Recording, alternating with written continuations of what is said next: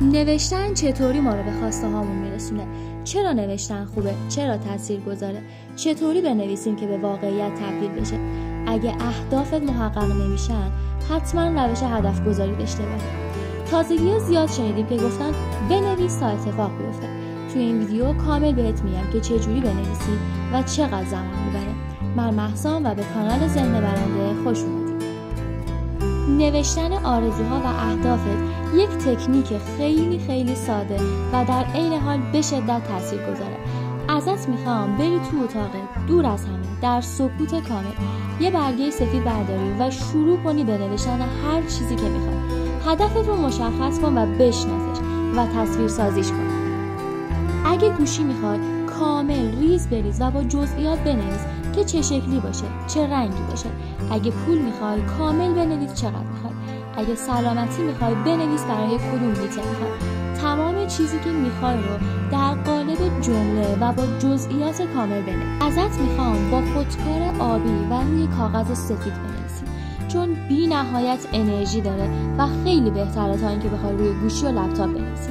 وقتی که تو روی کاغذ بنویسی، چشم و گوش و ذهن و دستت همش درگیر میشه. پس تاکید میکنم که حتما روی کاغذ سفید بنویسی. یک موردی که خیلی اهمیت داره توی نوشتن، زمان نوشتن. هرگز از زمان آینده استفاده نکن.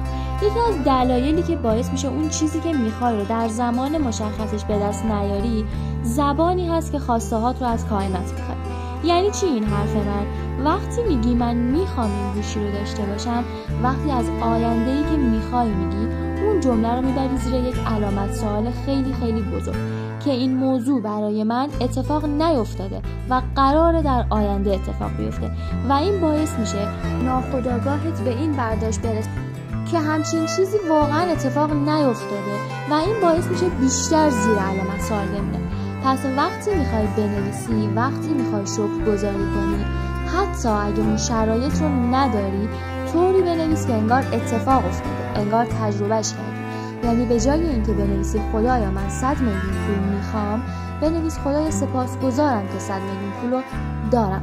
وقتی از فعل آینده استفاده کنی، کائنات رو گمراه میکنی و داری از دیدگاه نداشتن و نبودن استفاده میکنی و این باعث میشه که اون نبودن و نداشتن تو زندگیت بیشتر.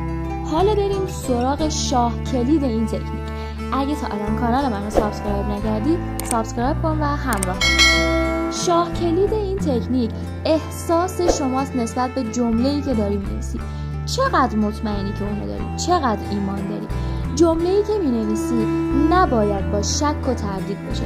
باید به خودت، به تواناییت و به استعدادت ایمان داشته باشی. هرچی احساس تو بیشتر باشه، فرکانس و انرژی بهتری به کائنات منتقل می‌کنی. مورد دیگه‌ای که باید بهش توجه کنی اینه که هدفت از نوشتن فقط انجام وظیفه نباشه. صبح‌ها بعد اینکه بیدار شدی، شبا قبل اینکه بخوابی، با عشق وقت بذار برای نوشتن. 10 دقیقه، 20 دقیقه، نیم ساعت با حس خوب، با عشق، با احساس شروع کن به نوشتن و 3-4 صفحه بنویس و حسش کن. خیلی ممنونم ازت که تا آخر این ویدیو همراه هم بودی.